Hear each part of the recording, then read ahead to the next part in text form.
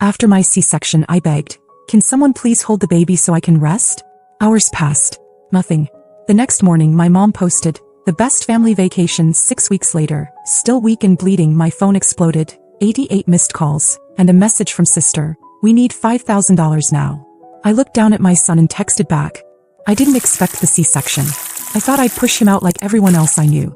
But after 17 hours of back-to-back contractions and no dilation, the doctor came in with that calm voice that makes you feel worse somehow and said we had to go to surgery. I didn't argue. I was too exhausted to lift my head. The OR was bright and cold and everything felt surreal. I remember my arms being strapped down and this pressure, like someone standing on my chest. Then I heard a cry. My son's first sound in the world, and I couldn't even move to see him.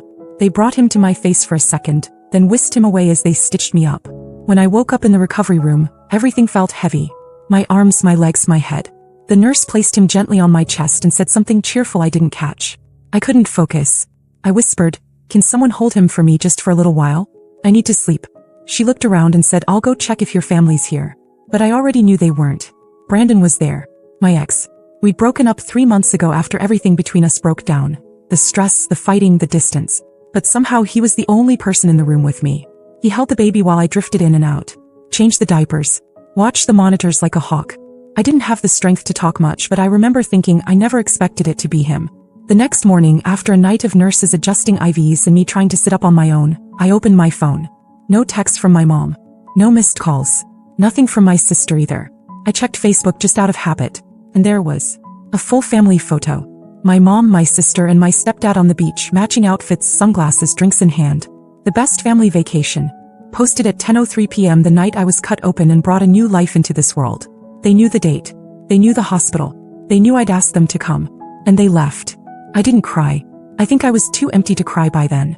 Just stared at the photo until the screen dimmed. Brandon came back into the room with coffee. He sat down, held the baby, and told me to go back to sleep. He never said anything about the photo. I never mentioned it either.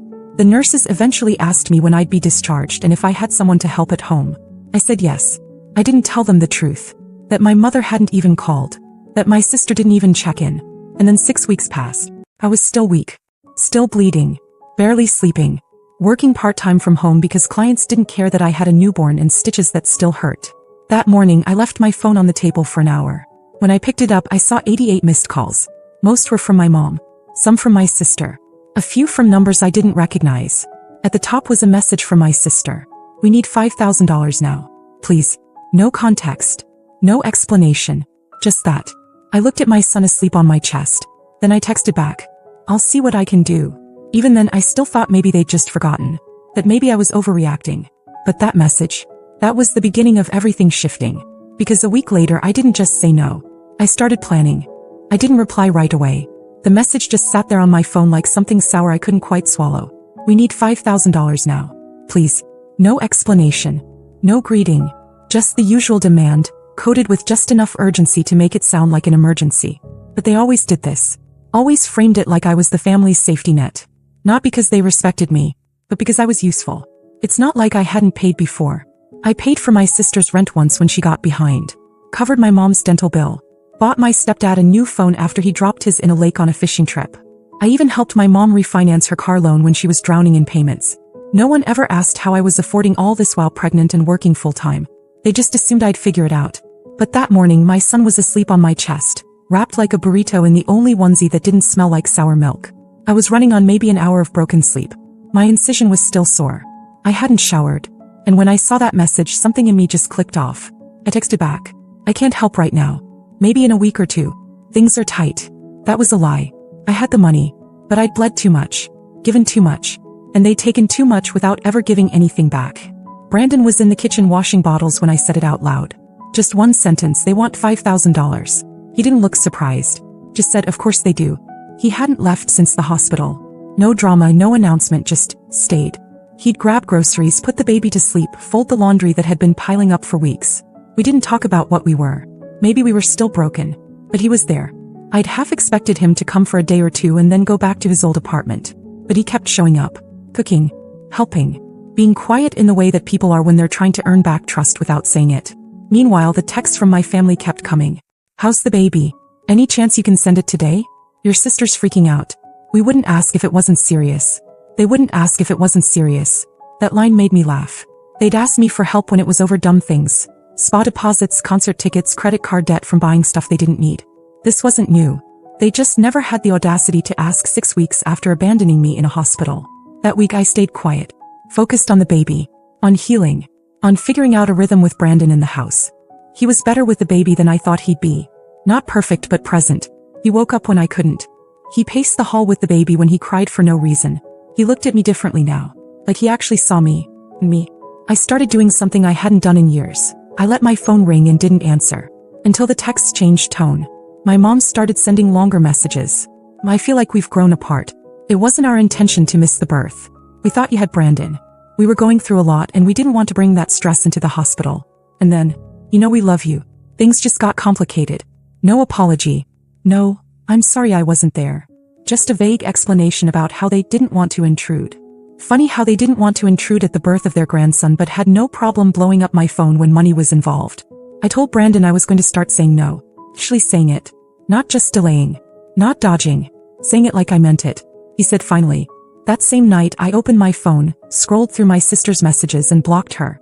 The little "you've blocked this contact" message popped up and I just stared at it. It didn't feel petty. It felt necessary.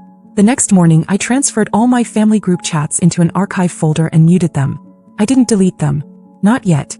Just moved them far enough out of reach that they couldn't haunt me every time I picked up my phone. Then I opened my laptop. I started looking over my finances, making a list of all the extra monthly expenses I was still covering for them without even thinking. Subscriptions in my name. Cell phone lines. A car insurance payment I hadn't realized was still coming out of my account. I started writing them down, one by one, because the week of silence was over. And the revenge wasn't going to be loud. It was going to be methodical. It started small.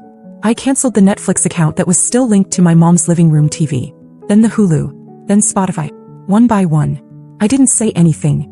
No announcement. No warning. Just it gone. 2 days later my sister texted me from a new number. Hey, did the Netflix get hacked or something? It logged us out. I stared at it for a moment then blocked that number too. He tried again from a different one. Come on. Just let me know if I need to reset the password. We're trying to watch something. I didn't reply. Then came the call from my mom. I didn't pick up. She left a voicemail. Hey sweetheart, just checking in. Your sister's been really upset. And your stepdad says the insurance bounced? Did your card expire? Let me know, okay? Love you. The fake sweetness grated on me more than the silence had. I didn't return the call. Brandon was the one who noticed it first. You're quieter now, he said. I just nodded. Because something was shifting. It wasn't just that I was cutting them off. It was that I was finally starting to understand the role they boxed me into my whole life. The responsible one. The fixer. The wallet. And the worst part? They didn't even pretend to love me the way they did my sister. Even as kids, my sister was the center of everything. She failed a test. My mom blamed the teacher. I got straight A's. Well, that's expected from you. She threw a tantrum in public. She was just spirited. I voiced a boundary. I was too cold. When I got pregnant, my mom cried for hours. Not out of joy but because this could ruin your career. But when my sister flunked out of college for the second time, they flew her to Miami for a reset weekend. I was done. Brandon saw the list on my laptop one night. A spreadsheet with everything. Payments, logins, names. He just said, need help? I handed him the laptop. We started canceling things together. By the end of the week, their cable was disconnected. Their car insurance was switched off. The extra line on my phone plan? Gone. And that's when the panic started. My mom left voicemails that weren't sweet anymore. Emily, what the hell is going on? Your stepdad just got pulled over and found out the insurance was canceled. Are you serious right now? My sister from yet another number. This is next level petty. Grow up. We need this stuff. It's not even about the money. It's about family. I laughed out loud at that one. Family. Not a single one of them was at the hospital when I gave birth. Not a single call that day. They were on a beach while I was vomiting from anesthesia and holding my baby alone. Family didn't forget the biggest moment of your life just because they needed a break. Brandon came home with groceries one night, saw me deleting another voicemail and said, you don't have to listen to any of that anymore, right? I nodded. But I did listen to some of them. Not because I cared what they said, but because I wanted to remember how easy it was for them to turn on me when I stopped being useful. A week later my mom showed up, unannounced. Knocked on the door like nothing was wrong, holding some cheap stuffed animal like it could patch everything. Brandon answered. She tried to push past him. He didn't let her. She asked if I was home. He said yes, but that I didn't want to see her. He called through the door. Emily, stop being dramatic. We just needed help. We've always been there for you. Brandon turned and looked at me waiting. I said nothing, and eventually she left. That night, Brandon sat on the edge of the bed rocking our son to sleep. He said, this could be your life. Just us. No more of their noise. And for the first time in months, I actually let myself believe it. 3 days after my mom showed up at my door like nothing happened, I got a certified letter in the mail. At first, I thought maybe it was some legal notice, maybe something from the hospital or insurance. I opened it standing over the sink while the baby screamed in the background and Brandon bounced him in the living room. Inside was a typed document. 2 pages. Double-spaced. Itemized. At the top it said, "What we've done for you over the years." No, I'm not joking. She had listed everything. Rent from when I lived at home after college. Groceries I ate while living there.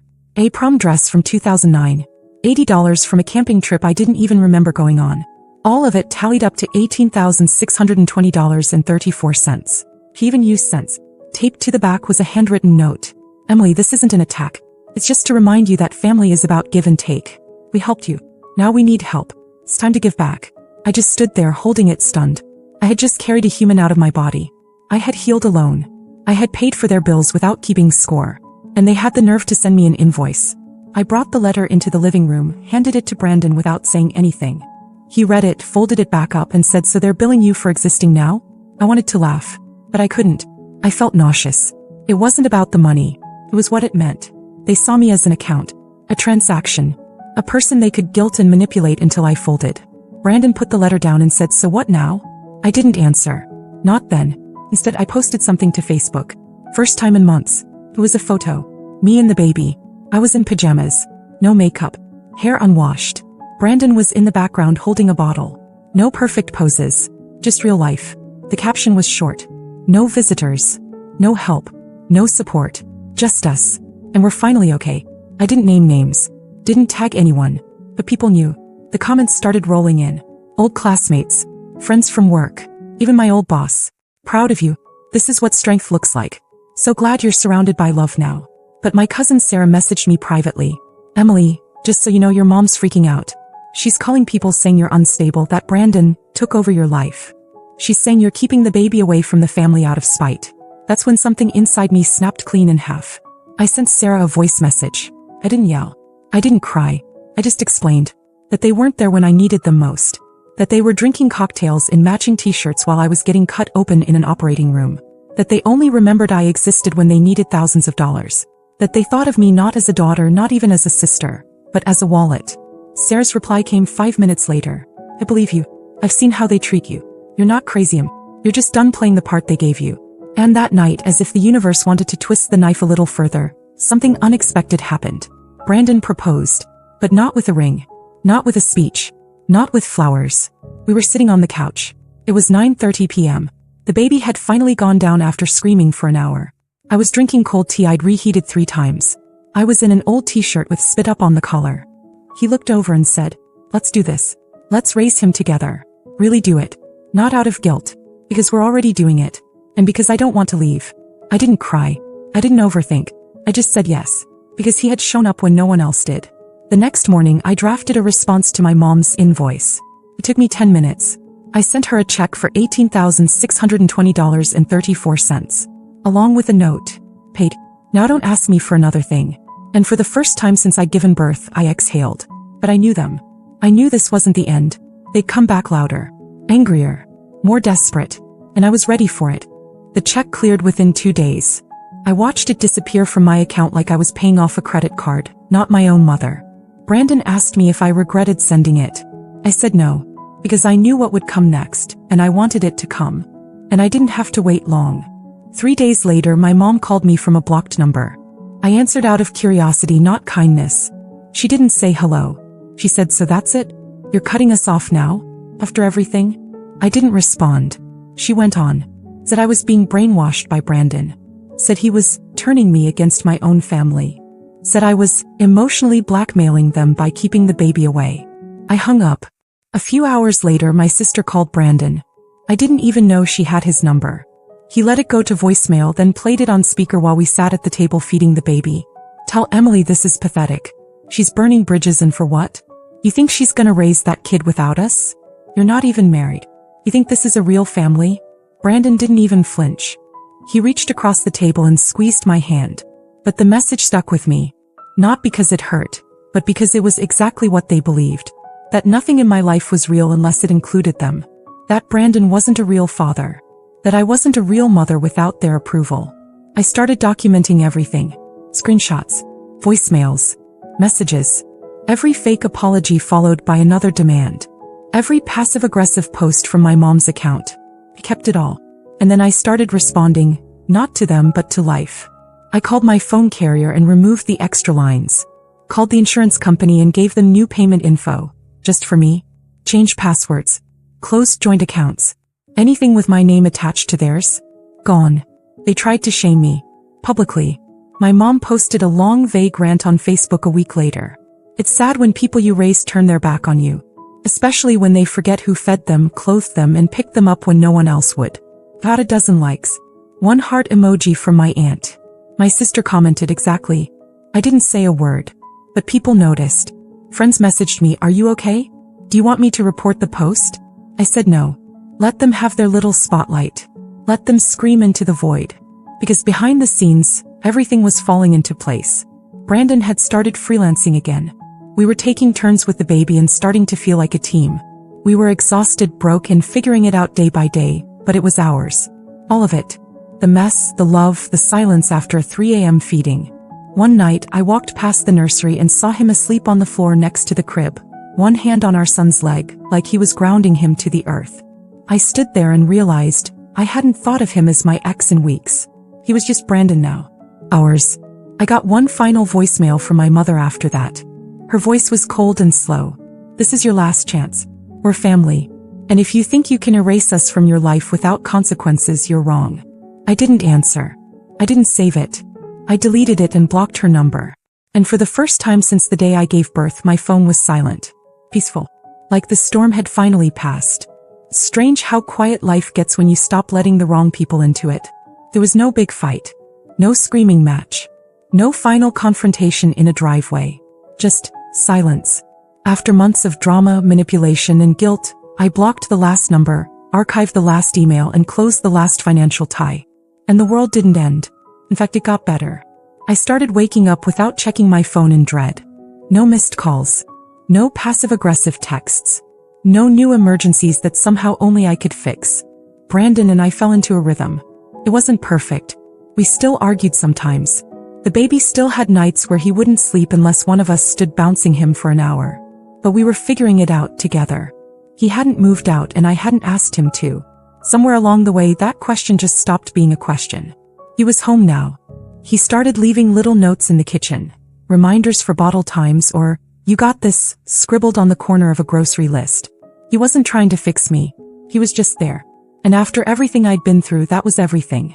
One afternoon, while the baby was napping and we were finally sitting down with actual hot coffee, I asked him if he remembered that fight we had 3 months before the birth when he walked out and we thought that was it.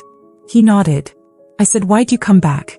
He thought for a second and said, "Because I realized I didn't want to miss anything. Not the good, not the hard. And because you were the strongest person I'd ever met, and I was tired of pretending that didn't matter." And that was it. I never spoke to my family again. Not after the Facebook post. Not after the threats. Not after they tried to show up to our apartment again and found the building had updated its entry codes. They faded out slowly. Like background noise you don't realize is gone until you notice the silence. And strangely, no one begged me to fix things anymore. Once the money stopped, once the power shifted, the urgency vanished. My sister moved on to her next crisis. My mom found someone else to guilt. I heard bits and pieces from cousins, how my name came up less and less. How the story changed until they pretended they didn't even know what had happened. But I did. I knew exactly what happened. I became a mother. I stopped asking for permission to live my life. I chose the man who showed up, not the people who vanished. I built a home out of pieces they tried to convince me were worthless. And I never sent another dollar. Sometimes I think about that hospital room. About whispering, "Can someone hold the baby so I can rest?" And hearing nothing. No one coming. No one caring. Except Brandon. And now every night as I put our son to bed, I walk past Brandon brushing his teeth or cleaning up the kitchen, or lying on the floor making the baby laugh. And I think they were wrong. This is a real family. Maybe not the one I was born into, but the one I chose. And it's enough. It's more than enough. It's everything.